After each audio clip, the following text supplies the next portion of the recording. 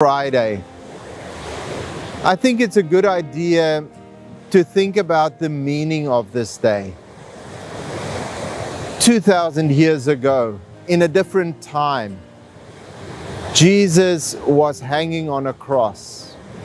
A very different time, an ancient time, so to speak.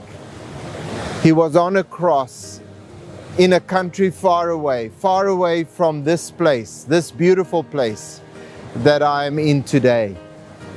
And there on a cross, more or less this time of day, Jesus was suffering on the cross alongside other people who were being executed in this way. The Romans knew how to execute, how to kill political opponents in this way. And Jesus finds himself on a cross.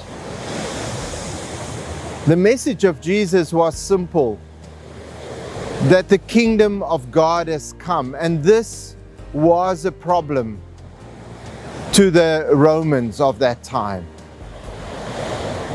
The Jews of his day thought that he was blaspheming, but God was addressing in Jesus a very significant problem that humanity was facing. It wasn't the Romans, and it wasn't Jewish law. It was something far beyond and far greater.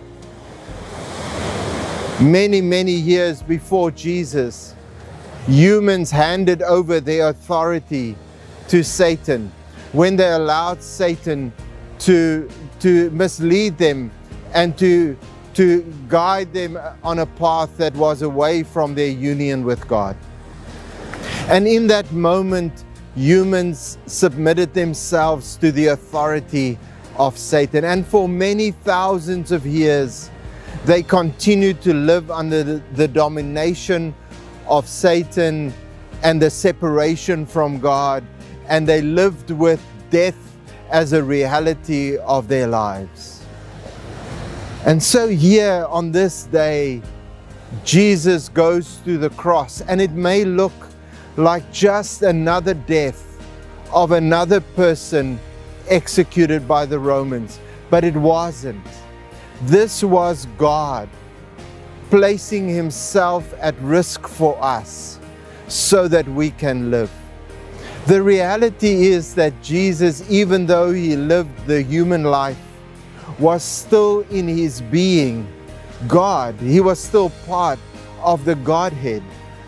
And so Jesus goes to the cross as someone who is the second person in the Godhead.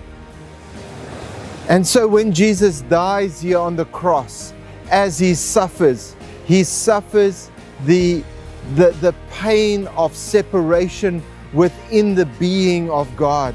His pain is more than the physical pain that he was enduring. And so in the last moment, just before he dies, he cries out, my God, why have you forsaken me?" In that moment, we see the pain of the Godhead, Father, Son, and Spirit, in this moment, going all out to save you and me, to save us from the oppression that we have suffered under for so long. And so when Jesus dies, he commends his spirit into the hands of God. And he says that in your hands, I commit my spirit. And so today, as we go into Easter, into this day called Good Friday, let us remember why it's good. Because on this day, God went all out for us to save us and to bring us into new life, an abundant life with him. So as you live your day today, as we look around us today, let us celebrate this knowledge that God so loved that he gave his only